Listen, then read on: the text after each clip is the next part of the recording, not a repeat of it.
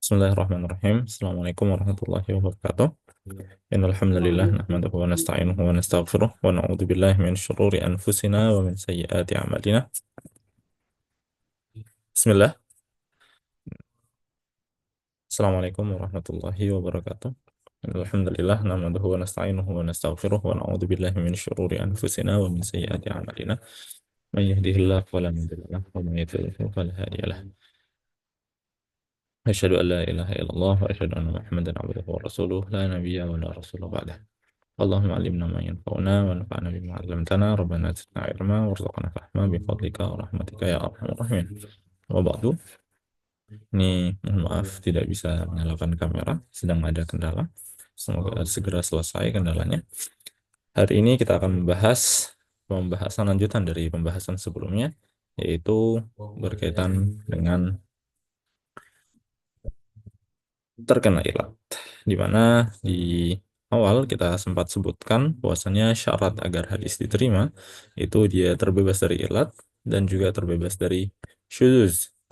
Nah, hari ini kita akan bahas tentang hadis yang dia terkena ilat. Baik, pertama kita perlu tahu terlebih dahulu apa yang disebut dengan ilat. Ilat sebenarnya adalah sebuah penyebab atau sebuah perkara yang ada dalam hadis, tentu saja yang perkara tersebut pertama samar dan yang kedua itu menjatuhkan menjatuhkan derajat hadis.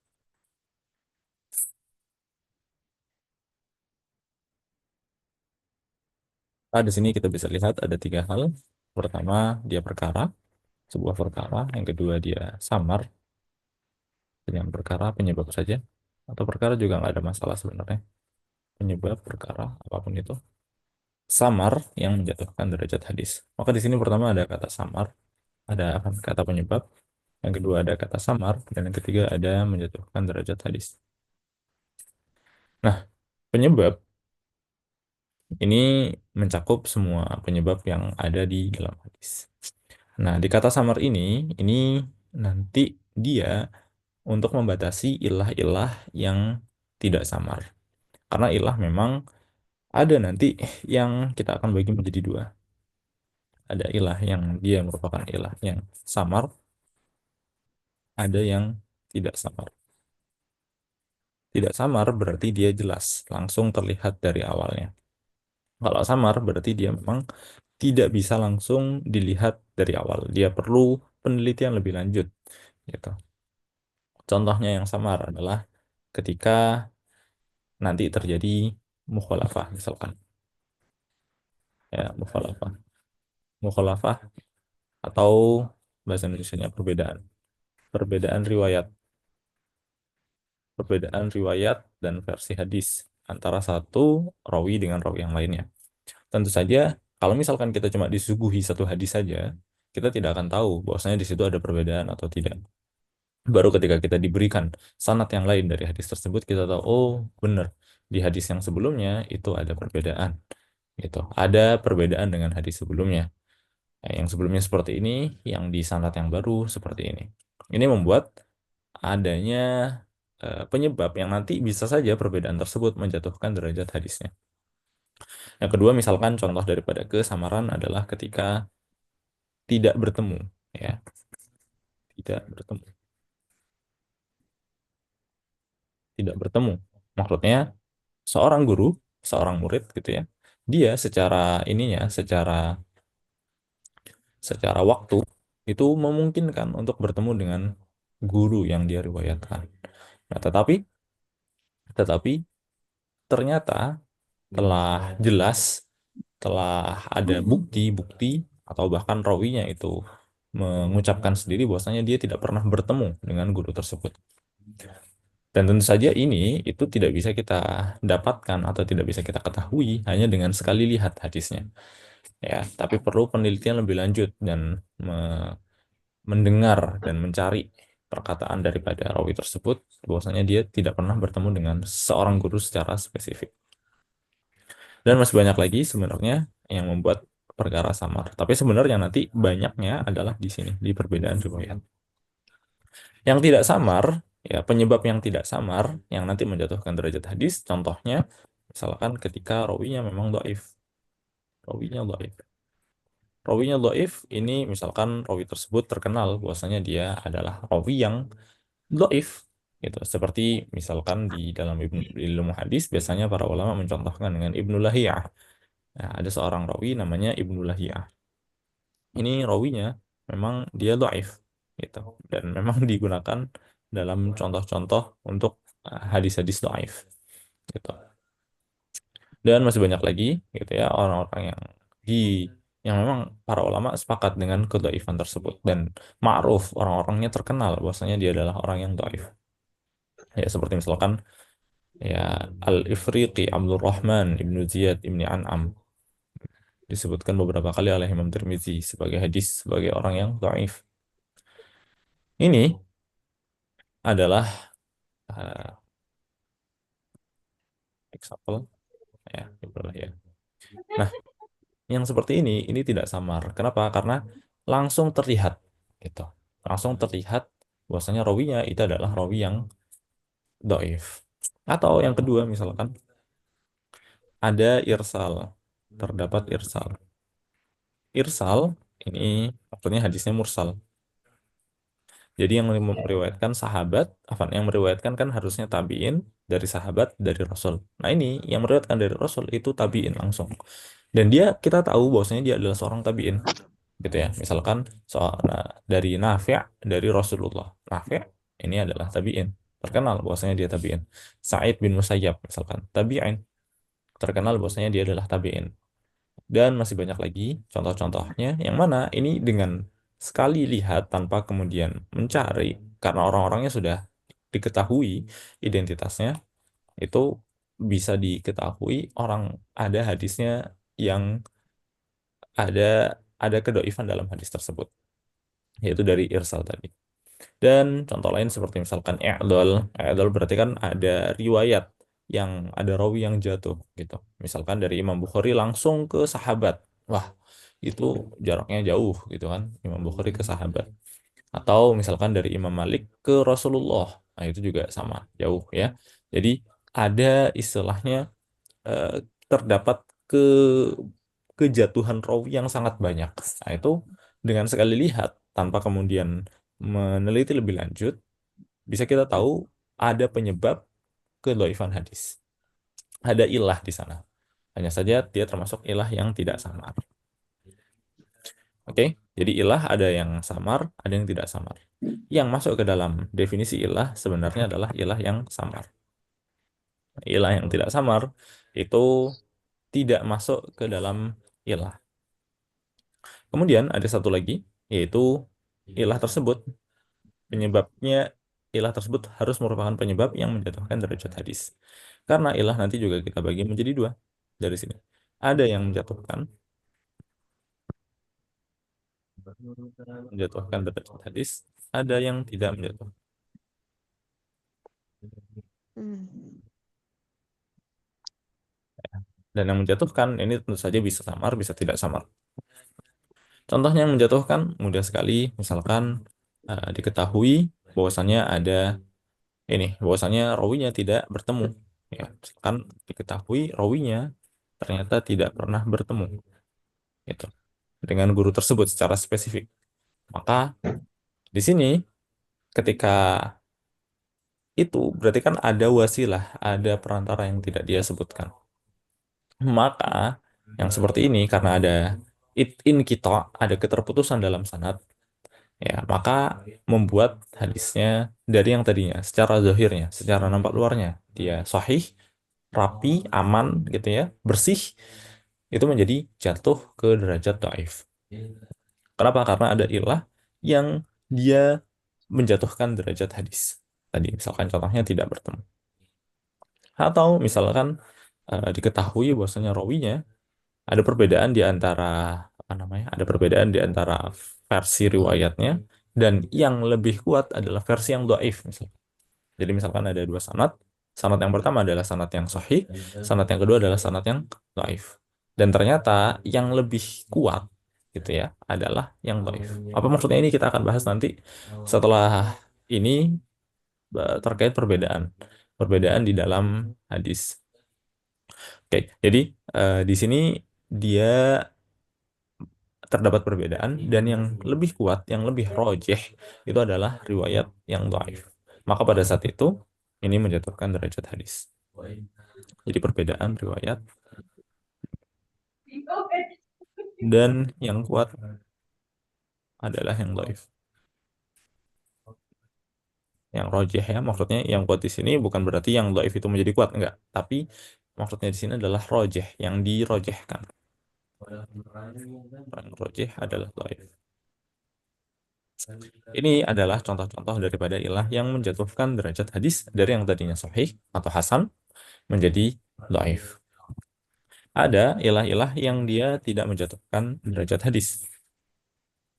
Ya, contohnya misalkan terjadi perbedaan, misalkan perbedaan riwayat, perbedaan riwayat lagi. Hanya saja perbedaan riwayat di sini itu antara kedua sikoh, itu antara sikoh. Ya, jadi sebuah hadis, misalkan kita didatangkan dua sanad, sanad yang pertama dia ada perbedaan dengan sanad yang kedua. Hanya saja perbedaannya itu di penyebutan nama orang. Dan ternyata keduanya sama-sama sikoh. Maka yang seperti ini, itu dia benar penyebab yang samar, tetapi tidak menjatuhkan derajat hadis. Atau misalkan yang kedua, contoh lain, misalkan mursal sahabi. Misalkan, ya irsal sahabi. Nah, irsal sahabi ini berarti ada yang dijatuhkan. Tetapi yang dijatuhkan itu adalah sahabat. Dan mereka diketahui mereka semuanya adil. Jadi, sekalipun dijatuhkan, itu tidak berbahaya bagi hadisnya. Nah, ini adalah contoh ilat yang tidak menjatuhkan. Kita coba berikan gambaran, ilustrasi biar lebih jelas di bagian akhirnya tadi.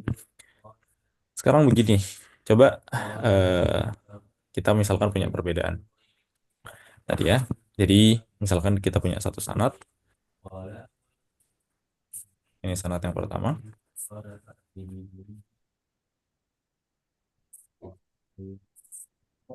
Ini kita bulat aja deh.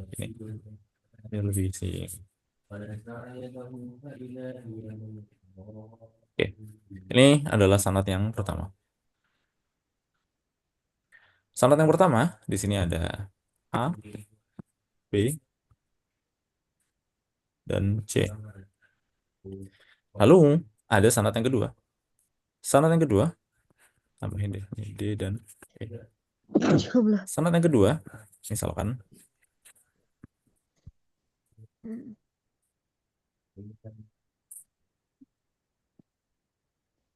nah, kalau kita lihat di sini, misalkan ini adalah sanadnya A juga, di sini X, di sini C juga, X, di sini Y, dan di sini Z. Oke, jadi kalau kita lihat ada dua orang nih di sini yang sama, ini sama-sama C. Oke, bedanya di sini C itu meriwayatkan kepada muridnya bernama D. Di sini C meriwayatkan kepada muridnya bernama X. X meriwayatkan kepada Y, D meriwayatkan kepada E. Oke. Nah, harusnya hadisnya konteksnya adalah hadis yang sama. Gitu ya. Jadi satu guru, ini guru yang sama nih, C. Dia meriwayatkan hadis yang sama kepada dua orang, yaitu D dan X. Harusnya, harusnya ya, karena dia meriwayatkan hadis yang sama di waktu yang sama, riwayatnya harusnya sama, tapi ternyata berbeda. Di mana D itu meriwayatkan dari C, dari B, dari A. X meriwayatkan dari C, dari Z, dari A. Kok bisa beda? Nah, sekarang ketika misalkan kita tahu, ya, kita cari, berarti kan pasti ada salah satu yang keliru dalam meriwayatkan hadis tersebut dari gurunya. Ternyata diketahui, misalkan yang lebih kuat adalah yang D. Gitu. Nah, di sini dicek apakah B ini adalah rawi yang siqah, yang kuat, yang bisa dipercaya atau tidak. A, misalkan A, anggaplah dia adalah orang yang ya bagus, gitu ya, nggak ada masalah dia. A di sini, ya ini orang yang sama ya, A yang ada di atas, dia orang yang sama, dan dia adalah orang yang bisa dipercaya, misalkan. Nah, yang B ini adalah orang yang misalkan tidak bisa dipercaya. Ya, dia adalah orang yang dhaif, hafalannya buruk. Gitu. Sedangkan Z ini adalah orang yang bisa dipercaya, misalkan. Yang dimenangkan di antara perbedaan antara D dan X, karena dua-duanya sama-sama meriwayatkan dari C. Dua-duanya di antara perbedaan antara D dan X, yang dimenangkan itu adalah riwayatnya D. Maka pada saat itu, riwayatnya C, kalau kita melihat riwayatnya C saja, riwayat C saja, ini secara umum, Y misalkan dia bisa dipercaya, X bisa dipercaya, C bisa dipercaya, Z bisa dipercaya, A bisa dipercaya. Secara nampak luarnya, kalau kita melihat kepada riwayat yang kedua ini saja, maka kita akan melihat, oh ini riwayatnya semuanya bersambung, dan semuanya itu orang yang bisa dipercaya. Orang yang memenuhi syarat hadis sahih. Maka hadisnya sahih harusnya. Tapi, gitu ya, ternyata ada ilah. Apa ilahnya? Ilahnya adalah ada sanad yang kedua ini berbeda versi dengan sanad yang pertama. Di mana sanad yang pertama ini lebih kuat daripada sanad yang kedua. Karena D misalkan dia lebih banyak berguru kepada C daripada si X. X ini cuma datang sekali, dua kali, setelah itu nggak pernah bertemu lagi dengan C. Sedangkan D itu bertahun-tahun sama C. Tentu saja hadisnya lebih kita kuatkan dan kita rojehkan adalah riwayatnya yang D dari C. Dan di dalam riwayatnya C, di dalam riwayat yang nomor satu ini, di mana di situ ada D meriwayatkan dari C, dia meriwayatkan dari B, bukan dari Z. Dan B diketahui dia adalah orang yang dhaif. Maka, kalau kita mengikuti kepada sanad yang nomor satu, ini hadisnya dhaif. Tapi kalau kita mengikuti sanad nomor dua, dia sahih. Dan di antara satu dan dua ini bertentangan, dan yang lebih kuat adalah yang dhaif. Maka pada saat itu, ini adalah ilah bagi sanad nomor dua ini. Jadi hadis nomor ini, hadis dengan hadis dengan sanad yang kedua ini ada ilah. Berupa apa? Perbedaan nomor satu, sanad nomor satu dengan dia. Ini yang kita sebut dengan ilah. Hadisnya, ya, jadi ilah ini adalah sebuah penyebab yang samar yang menjatuhkan derajat hadis. Yang hadisnya, kalau terkena ilah, kita sebut dengan hadis maklul. Jadi hadis terkena ilah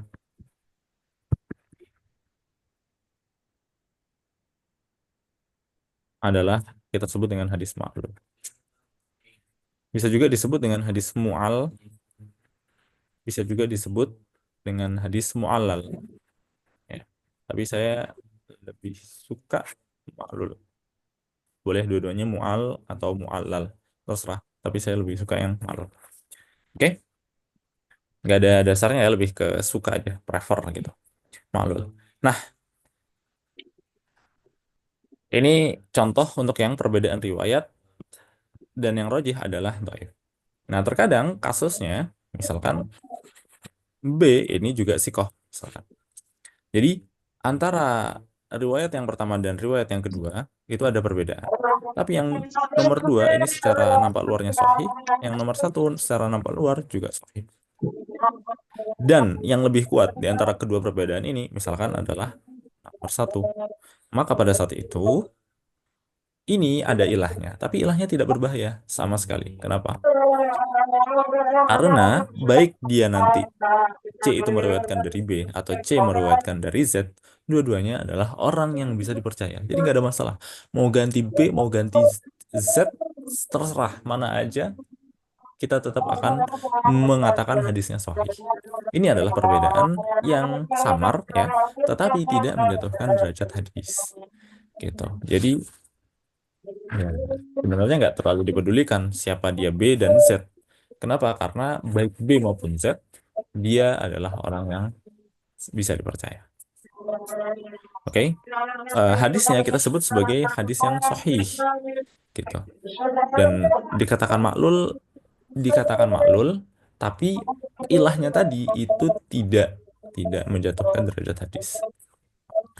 Nah, sekarang begini, ilah itu kan dia kita katakan ada setidaknya tiga hal yang harus ada di dalam sebuah ilah.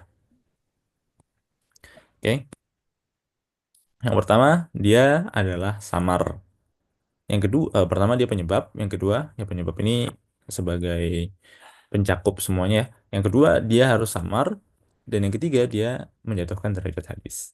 Ini ilah yang disepakati yang nanti menjatuhkan derajat yang harus sebuah hadis sahih harus terbebas dari ilah tersebut. Oke, jadi yang disyaratkan di dalam hadis sahih itu adalah terbebas dari ilah yang samar dan ilah tersebut menjatuhkan derajat hadis. Meskipun baik penyebab yang samar maupun yang tidak samar itu disebut dengan ilah. Baik penyebab yang menjatuhkan derajat hadis atau yang tidak menjatuhkan derajat hadis disebut dengan ilah juga. Jadi ilah itu punya penyebutan yang sangat besar, ya, penyebutan yang sangat luas, gitu. Tetapi yang dimaksud di dalam definisi hadis sahih, kita punya definisi hadis sahih, nggak ada ya di sini, ya. Ya, di sini kita bisa lihat ada 5 syarat daripada hadis sahih: bersambungnya sanad, rawinya adil, rawinya dhabit, terbebas dari ilat, dan terbebas dari syuzus. Nah, yang dimaksud dengan terbebas dari ilah di sini itu bukan berarti terbebas dari semua ilah. Enggak, yang kita maksud adalah ilah dengan cakupan yang khusus, cakupan yang sempit, yaitu ilah yang samar dan menjatuhkan derajat hadis. Karena ilah terkadang digunakan juga untuk menyebut hadis, menyebut penyebab yang tidak samar, terkadang juga digunakan untuk menyebut hal yang tidak menjatuhkan derajat hadis. Itu itu pembahasan berkaitan dengan ilah. Nah, karena ilah itu nanti banyak sekali dan bahkan hampir semua ilah itu mendasari atas perbedaan, terutama yang samar ya. Kita akan bahas di pertemuan selanjutnya, insya Allah, tentang perbedaan dan bagaimana menyikapi perbedaan di dalam hadis. Itu.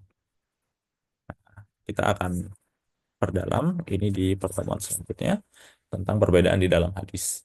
Ya, perbedaan itu seperti apa, bagaimana kita menyikapinya, apakah kita jamak, ataukah kita apakah kita rojihkan, ataukah kita, ya, itu kita akan bahas di pertemuan selanjutnya. Jika ini pertemuan kita sampai di sini, kita akan tutup dengan istighfar dan doa kafaratul majelis. Astagfirullahaladzim, astagfirullahaladzim, astagfirullahaladzim. Subhanakallahumma wa bihamdika, asyhadu an la ilaha illa anta, astaghfiruka wa atubu ilaik. Barakallahu fikum. Assalamualaikum warahmatullahi wabarakatuh.